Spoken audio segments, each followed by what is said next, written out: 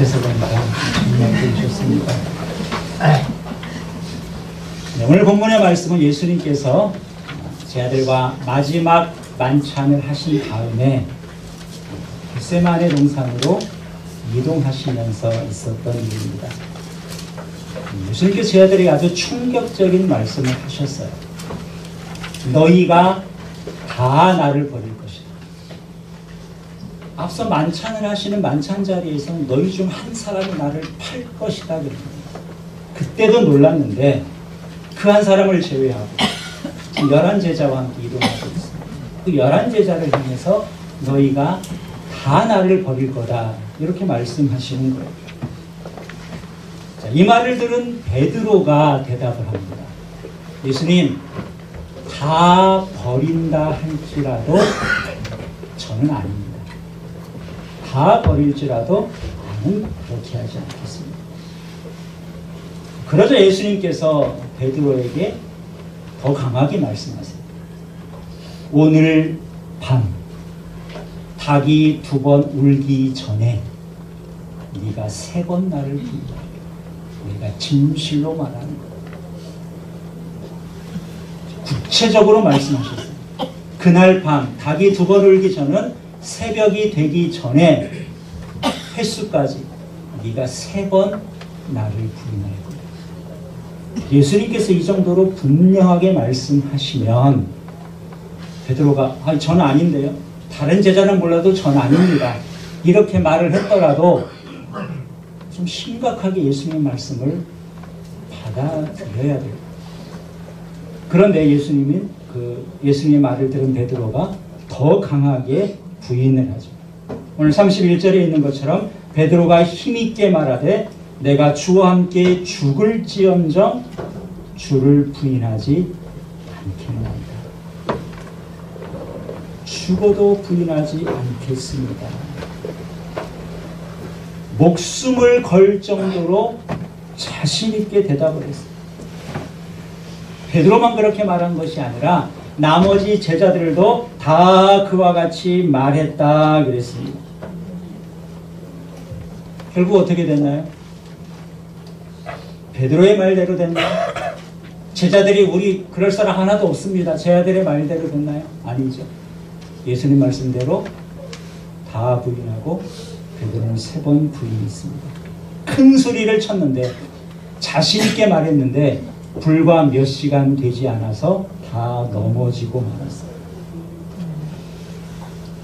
겟세마네 동산에서 예수님께서 붙잡히시죠. 예수님이 붙잡히시니까 14장 50절에 보면 다 예수를 버리고 도망갔다 그랬습니다. 이때 다 도망갈 때 베드로는 완전히 도망가지 않았습니다. 그래도 베드로는 도망가지 않고 멀찍이 떨어져서 이 끌려가시는 예수님의 뒤를 따라갔어요. 근데 예수님이 대제사장이었던 가야바의 집 안으로 끌려가십니다. 그래서 자기한테 좀 피해가 안 될 정도의 거리를 두고 자기도 그 안까지 들어갔어요. 예수님 저쪽에서 지금 신문을 받고 계십니다. 베드로는 한쪽 구석에서 새벽이니까 날이 추우니까 숯불을 피워놨는데 불을 쬐는 사람들 틈에서 같이 베드로도 불을 쬐고 있죠. 근데 불을 쬐는 그때에 한 여종이 베드로에게 말합니다. 너도 예수님과 함께 있던 사람 아니냐? 그랬더니 베드로가 이렇게 말합니다. 무슨 소리 하는 거야? 네가 하는 말이 무슨 말인지 도무지 못 알아듣겠다. 이렇게 예수님을 부인해요. 다시 한번 그 여종이 말합니다. 너도 그 편이야. 너도 그 편이잖아. 2번째 부인을 합니다. 그랬더니 곁에 있던 다른 사람이 증거까지 되는 거예요. 야, 네 목소리 들어보니까 갈릴리 사람인데, 갈릴리 사투리라고 있는데 너도 그럼 갈릴리 나사렛 예수와 같은 편 아니냐? 증거까지 들이대면서 말하니까 14장 71절에 베드로가 이렇게 말합니다. 그러나 베드로가 저주하여 맹세하되 나는 너희가 말하는 이 사람을 알지 못하노라. 저주하면서 맹세하면서 부인했다는 거예요. 여러분 맹세까지 하면서 여러분 우리도 뭐 강하게 뭔가를 주장할 때 맹세하죠. 아 이건 맹세코 안 했어. 맹세코 내 말이 사실이야. 아니면 내 손에 장을 지죠. 이 저주까지 하면서 맹세하는 소리가 하는 것처럼 베드로도 그랬다는 거예요. 맹세코 아니고 만약에 내 그렇다면은 자기가 저주까지 자초하면서까지 강하게 부인했다는 겁니다. 그럼 베드로가 왜 이럴까요? 왜 베드로가 예수님을 부인했을까? 제자들의 고백, 베드로가 친 큰 소리, 나는 절대 아니다. 여러분 이것이 다 거짓말, 거짓 고백이었을까요? 속으로는 뭐 부인할 때 되면 해도 되지 뭐. 이런 마음이 있었지만 겉으로만 아닌 척한 것인가? 저는 그렇게 생각하진 않습니다. 죽어도 부인하지 않겠습니다. 그 순간만큼은 그게 베드로의 진심이었습니다. 내가 예수님을 부인하다니 무슨 말도 안 되는 소리야. 절대 그런 일 없을 겁니다. 혹 다른 사람이라면 몰라도 나는 아닙니다. 그 순간만큼은 베드로의 진심이라고 생각해요. 근데 왜 부인했을까? 문제는 자기 자신을 너무 믿은 것이죠. 자기 자신을 너무 믿었기 때문에 예수님이 그렇게 말씀하셔도 그 말씀을 심각하게 받아들이지 않은 겁니다. 귀담아 듣지도 않고 그 예수님의 경고를 마음에 깊이 담지 못했던 거죠. 제 아들이처럼 다 넘어졌는데 사실 오늘 우리들도 따지고 보면 제자들처럼 연약한 자들입니다. 우리 중에 어느 누가 자신 있게 베드로와 제자들을 정죄할 수 있겠습니까? 누가 그들을 향해서 야 형편없다라고 돌을 던질 수 있겠습니까? 여러분 어떻습니까? 여러분이 지금 마음에 내가 신앙생활 하다가 예수 믿는 것 때문에 나한테 좀 불이익이 될 것 같다. 여러분 뭐 예수님 버리실 건가요? 혹시 그런 마음 지금부터 품고 계신 분 저는 한 분도 안 계실 거라고 생각해요. 나한테 손해가 될 것 같다. 버리고 그냥 도망가겠습니까? 우리 중에 어느 누구도 예수님을 나는 부인해야 되겠다. 이런 마음을 조금이라도 갖고 계신 분은 한 분도 없을 거라고 생각을 합니다. 사실 우리도 신앙생활 하면서 하나님 앞에 서약하는 일이 많이 있습니다. 그렇지 않습니까? 서약했던 것 몇 번이나 내가 서약했나 기억하시나요? 지난 주일 예배 때도 학습 세례식을 했어요. 학습 받으시는 분들, 세례 받으시는 분들 다 일어서서 서약을 했습니다. 제가 학습자애가 질문했던 질문 중에 이런 질문이 있어요. 주의를 거룩히 지키고 교회의 법도에 순복하며 어떠한 환경에서도 끝까지 주님을 믿기로 서약합니까? 그랬더니 지난주에 학습 받으신 분들이 다 예, 그랬어요. 여러분 안 하셨나요? 여러분 학습 다 받으셨죠? 세례도 받으셨으니까 여기 계신 거 아니에요? 우리 교회만 하는 특별한 서약이 아닙니다. 모든 교회가 같은 서약을 해요. 여러분 그렇게 서약하셨는데 그 서약 이후로 여러분들 주의를 거룩히 지키고 교회의 법도에 순복하며 어떠한 환경에서도 주님을 진실되게 믿고 계신 거죠. 우리가 한 달 전에 임직식을 했습니다. 안수집사로 권사로 임직을 받았는데 그분들도 자리에서 일어나셔서 엄숙하게 서약을 하셨습니다. 이런 서약을 했어요.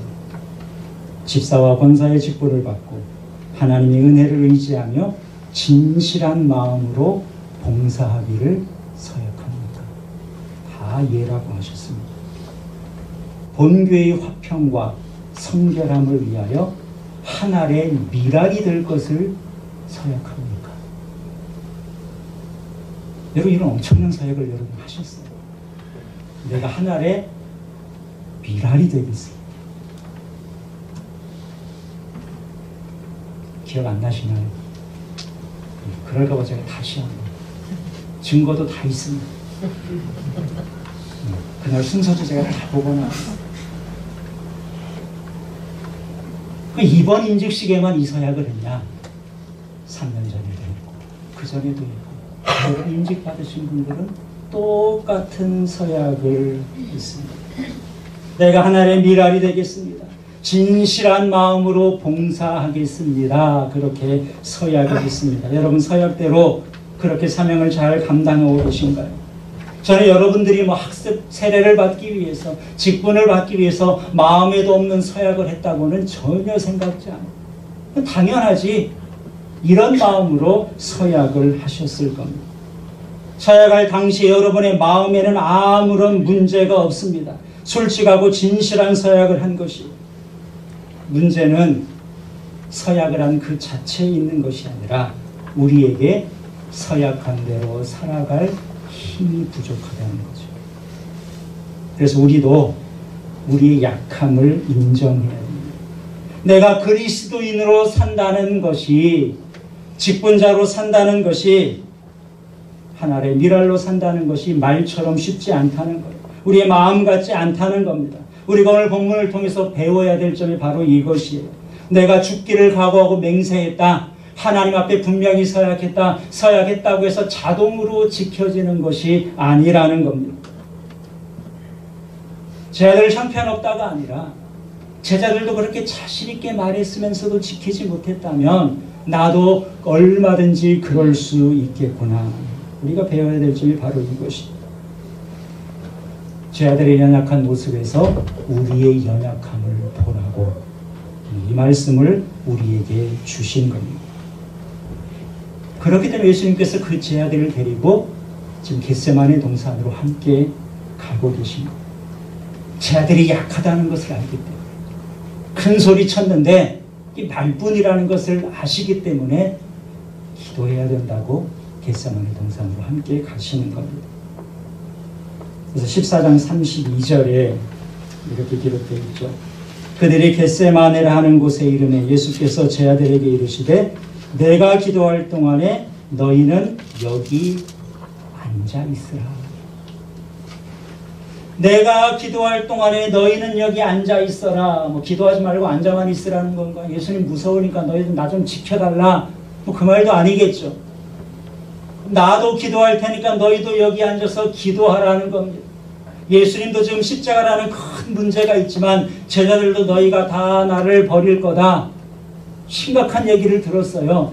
이 상황 앞에서 너희도 기도해야 되지 않겠느냐? 예수님이 내가 힘드니까 내 기도해달라 한 것 아니에요. 그렇지 않습니까? 너희도 심각한 상황이다. 너희도 시험에 들지 않도록 깨어 기도하라는 거죠. 근데 제자들은 기도하지 않았습니다. 37절에 보니까 돌아오사 제자들이 자는 것을 보시고 베드로에게 말씀하시되 시몬아 자느냐 내가 1시간도 깨어 있을 수 없더냐. 38절 같이 읽습니다. 시험에 들지 않게 깨어 있어 기도하라. 마음에는 원이로되 육신이 약하도다 하시고. 예수님 그러셨죠. 마음은 원이로되 육신이 약하다. 무슨 말이에요?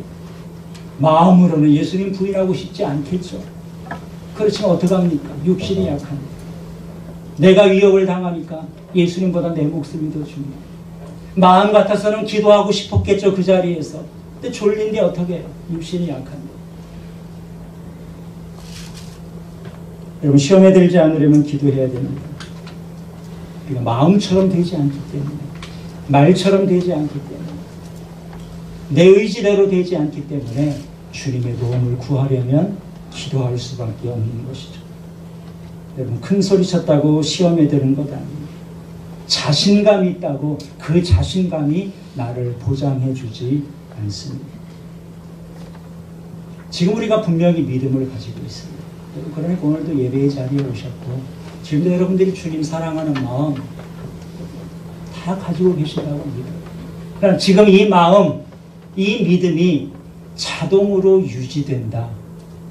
절대 그렇지 않습니다. 믿음도 커질 수도 있고 지금보다 더 작아질 수도 있습니다. 시간이 지난다고 내 믿음이 무조건 성숙된다. 신앙의 연수만큼 나는 성장할 것이다. 물론 그래야 되겠죠. 근데 그렇게 되려면 우리가 끊임없이 노력하고 주님의 도움을 구하고 기도해야 되는 것이지 자신감으로 되는 것이 아닙니다. 내 힘과 결심 약하여 늘 넘어지기 쉽니다. 그것을 안다면, 제 아들을 통해서 우리의 약함을 봤다면 우리는 제 아들이 겪었던 그 실수, 기도하지 않는 실수를 범하는 것이 아니라 더 주님 앞에 매달려야 하는 것입니다. 여러분, 우리가 예수님을 나 예수님 모릅니다. 나 예수 믿는 사람 아니에요. 이렇게 말하는 것만 부인하는 것은 아니죠. 통계해 보니까 직장 생활하면서 내가 그리스도인이라는 것을 자연스럽게 공공연하게 드러내는 사람들, 실제 그리스도인 중에 20%에 불과하다는 통계가 있습니다. 자기 그리스도인이라는 것을 감추고 사는 사람들이 많다는 거예요. 왜 그렇겠습니까? 세상의 방법대로 그냥 그들과 별로 드러나지 않게, 그들처럼 내 삶이 별로 다르지 않기 때문에 그냥 그대로 내가 살아가는 것, 그리스도인이라는 것을 굳이 드러내지 않는 것, 이것 역시 이 세대의 주님을 부인하는 모습 가운데 하나가 아닐까요? 지금도 사탄이 여러 가지 방법으로 교묘하게 우리가 주님을 부인하도록 우리를 유혹하고 있습니다. 마가복음 8장 38절에 예수님이 이렇게 말씀하셨습니다. 누구든지 음란하고 죄 많은 세대에서 나와 내 말을 부끄러워하면 인자도 아버지의 영광으로 거룩한 천사들과 함께 올 때에 그 사람을 부끄러워합니다. 예수님은 그 시대를 음란하고 죄 많은 세대다 그랬어요. 음란하고 죄 많은 세대, 어떤 세대를 말하겠어요? 음란하고 죄 많은 세대는 세상의 즐거움에 빠져서 진리를 떠나버린 세대를 말합니다. 죄를 짓지만 양심에 가책이 없는 세대를 말하는 거예요. 적당히 거짓말도 하고 부도덕한 일을 해도 남들이 다 그렇게 하니까 별 문제 없겠지, 이렇게 생각하는 시대를 음란하고 죄 많은 시대라고 할 수 있습니다. 도리어 그렇게 사는 것이 세상을 지혜롭게 사는 것이다, 이렇게 스스로 생각하는 것. 이와 같이 음란하고 죄 많은 시대. 예수님 당시만 그럴까요? 지금은 더하면 더했지 덜하지는 않을 겁니다. 근데 이러한 시대를 살아가면서 나와 내 말을 부끄러워하면 무슨 뜻이에요? 죄 많은 세대를 살아가면서 내가 말씀대로 살아야지, 세상과는 내가 다르게 살아야지, 하나님 말씀이 소중한 줄 알고 그 말씀대로 살아야 되는데 주님과 주님의 말씀을 부끄러워 그것을 덮어놓는 것, 세상의 방식대로 그냥 따라가는 것. 우리가 주님의 말씀을 부끄럽게 여기며 살면 장차 주님께서도 우리를 부끄럽게 여기신다. 여러분, 비록 세상은 그렇다 할지라도 성도는 세상을 거슬러서 말씀대로 사는 사람입니다. 말씀대로 사는 것을 도리어 자랑스럽게 여기고 당당하게 당연한 것처럼 그렇게 살아야 됩니다. 그럼에도 우리가 그렇게 살지 못하면 그것 역시 이 시대에서 우리가 주님을 부인하는 또 다른 모습이라고 생각하는 것이죠. 여러분, 예수님을 버리고 도망가는 제자들, 큰 소리를 쳤지만 3번씩이나 맹세하면서까지 부인하는 베드로. 이들의 모습이 나의 모습일 수 있다는 점, 이 점이 사실 우리를 힘들게 하는 겁니다. 그렇지만 우리가 이 말씀을 통해서 낙심할 일만은 아닌 것 같아요. 왜냐하면 그 가운데에서 우리에게 소망이 되는 말씀, 다시 우리에게 힘이 되는 말씀이 있기 때문에 그렇습니다. 여러분, 본문 27절을 다시 보시기 바랍니다. 본문 27절과 28절 말씀을 다시 한번 같이 읽겠습니다. 예수께서 제자들에게 이르시되 너희가 다 나를 배반하라. 이는 기록된 바 내가 목자를 치리니 양들이 흩어지리라 하였음이니라. 그러나 내가 살아난 후에 너희보다 먼저 갈릴리로 가리라. 너희가 다 나를 버리리라 그랬어요. 그렇지만 그럼에도 불구하고 예수님께서는 어떻게 하신다? 너희보다 먼저 갈릴리로 가시겠다. 왜 예수님께서 갈릴리로 가신다는 말씀을 여기서 하셨을까요? 갈릴리로 먼저 가신다는 말씀이 무슨 의미겠습니까? 너희는 나를 버릴지라도 나는 너희를 버리지 않겠다. 너희가 연약하여 넘어질지라도 그럼에도 불구하고 나는 너희를 끝까지 사랑하라. 내가 갈릴리에 가서 너희들을 다시 만나겠다는 말씀입니다. 목자를 치니까 양들이 다 흩어져 버렸는데 그 흩어진 양들을 목자 되신 주님께서 책망하기 위함이 아니라 그들을 사랑하시기 때문에 다시 모으시겠다는 말씀이 내가 너희보다 먼저 갈릴리로 가시겠다는 말씀입니다. 그래서 우리가 잘 아는 대로 요한복음 21장에 보면 예수님께서 갈릴리에서 제자들을 다시 만나시죠. 제자들이 갈릴리로 왔어요. 그리고 고기를 잡았습니다. 예수님 만나기 전에 고기 잡던 사람들이죠. 고기를 잡는데 밤새 잡았지만 한 마리도 잡지 못했어요. 새벽녘 어스름이 밝아오는 그때에 저쪽 바닷가에서 누가 소리를 칩니다. 너희에게 고기가 있느냐? 너희에게 고기가 있느냐? 고기가 없습니다. 못 잡았습니다. 배 오른편에 그물을 던졌어요. 그랬더니 그물을 들 수 없을 정도로 153마리의 고기를 잡습니다.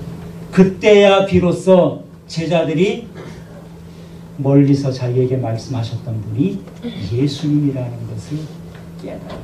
예수님이다. 그러니까 그 말을 듣는 순간 베드로는 물에 뛰어듭니다. 왜 뛰어들었어요? 헤엄을 쳐서 예수님께 가는 거예요. 노를 저어서 천천히 예수님께 갈 수도 있지만 자기는 그 시간을 기다릴 수 없는 겁니다. 헤엄을 쳐서 먼저 가서 예수님께 달려가는 거예요. 무슨 마음이었겠어요? 예수님이 다시 우리를 찾아주셔요. 예수님이 우리를 버리지 않고 다시 찾아주셔요. 물론 이때가 부활하신 예수님을 처음 만났을 때가 아니에요.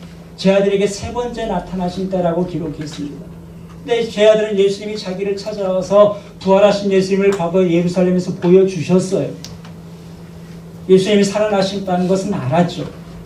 그런데 자기들이 지은 죄가 있으니까 예수님을 버리고 부인했기 때문에 자기들이 계속해서 제자로 살 수 있다는 그 자신감도 없었고 면목도 없었을 겁니다. 고기나 잡으면서 살아가야지. 우리가 어떻게 예수님의 제자로 계속 살 수 있을까? 그래서 고향에 돌아왔는데 예수님께서 거기까지 찾아오시고 거기에서 소망을 발견하고 베드로가 물에 뛰어들어서 반갑게 주님에게 달려간 것이죠. 육지에 올라와 보니까 예수님께서 숯불을 피워놨어요. 그리고 불 위에 떡과 생선이 놓여 있습니다. 예수님이 제 아들을 부르시죠. 이리 와서 아침 먹자. 다른 말씀 안 하십니다. 떡도 집어서 주시고 생선도 집어서 주시면서 아침을 먹어요. 숯불에 모여 앉아서 아침을 먹는데 베드로가 예수님을 3번 부인할 때 그 장소가 어디였습니까? 불을 쬐다가 숯불을 쬐고 있다가 예수님을 부인했어요. 근데 지금 똑같은 숯불이 그들 앞에 모여 있습니다. 예수님이 왜 이렇게 베드로를 힘들게 하실까? 그 마음이 힘들라고 하신 것이 아니라 그것을 통해서 그의 과거를 예수님께서 치유해 주시고 회복시키려고 하는 거죠. 식사가 끝난 다음에 예수님께서 특별히 베드로에게 질문합니다. 뭐라고 하시나요? 요한의 아들 시몬아, 네가 이 모든 사람들보다 나를 더 사랑하느냐? 그래요. 네가 나를 사랑하느냐 물으셔도 될 텐데 이 사람들보다 나를 더 사랑하느냐 비교해서 말씀하십니다. 왜 그러셨을까요? 뭐 제 아들끼리 뭐 묘한 경쟁심을 유발시키기 위해서 그런 것인가? 그건 아니겠죠. 베드로가 큰 소리 칠 때 뭐라 그랬어요? 다른 제 아들하고 나는 다릅니다. 다른 제 아들은 버릴지라도 나는 아닙니다. 그러면서 큰 소리를 쳤습니다. 3번 분이했는데 예수님께서 3번 물으시죠. 내가 나를 사랑하는가? 자기 입술로 모른다고 했는데 예수님께서는 이제는 그 입술로 3번 주님을 사랑한다고 고백하게 하십니다. 그때마다 예수님께서 뭐라고 하십니까? 내 양을 먹여라. 그 말은 무슨 말입니까? 너 제자로서 자격이 없다는 겁니다. 너는 자격 없다고 생각할지 몰라도 괜찮다는 겁니다. 과거는 지나갔다는 거예요. 내 양을 먹이라. 제자로서의 삶을 계속 살아도 된다는 것이죠. 그러니까 주님께서 갈릴리에 가셔서 먼저 가서 그들을 기다리시고 새벽녘에 그들을 만나십니다. 그들을 회복시키시고 다시금 주님에 대한 사랑의 마음을 주시고 그들이 처음에 가려고 했던 그 길을 계속 갈 수 있도록 주님께서 용기를 주시는 것입니다. 오늘 우리들 베드로보다도 연약한 자들입니다. 내 모습을 보면 소망이 없다. 여러분 그렇지 않습니까? 지금까지 내가 살아온 것을 보면 참 주님의 제자로서 그리스도인으로서 내가 잘 살기에는 참 소망이 없다. 이렇게 생각하실 수도 있을 거예요. 우리를 생각하면 소망이 없습니다. 그러나 제자를 사랑하신 그 주님의 사랑, 그것을 생각하면 우리에게 소망이 있는 거죠. 내가 부족함에도 불구하고 끝까지 주님께서 우리를 사랑하십니다. 내가 넘어짐에도 불구하고 우리를 일으키셔서 우리가 가야 할 그 길을 끝까지 달리게 하시는 주님이세요. 그래서 우리가 주님 앞에서는 감출 것도 없습니다. 과장할 것도 없고요. 괜히 큰 소리 칠 이유도 없습니다. 주를 위해서 조그마한 희생도 할 수 없으면서 마치 모든 걸 다 할 수 있는 것처럼 떠버릴 필요도 없어요. 우리가 우리의 약함을 고백하고 도움을 구하면 주님께서는 사랑하는 제 아들을 다시 품어주신 것처럼 우리를 다시 안아주시고 끝까지 우리의 가는 길을 책임져 주십니다. 우리가 오늘 말씀을 통해서 우리가 부족함에도 불구하고 사랑하시는 주님, 실패함에도 불구하고 다시 일으켜주는 주님, 오늘 말씀을 통해서 그 주님을 만나시고 그 주님과 끝까지 동행하면서 우리가 마땅히 걸어가야 될 그 믿음의 길을 성공적으로 간다면 저와 여러분이 될 수 있기를 우리 주님의 이름으로 축원합니다. 기도하겠습니다. 오늘 말씀을 생각하면서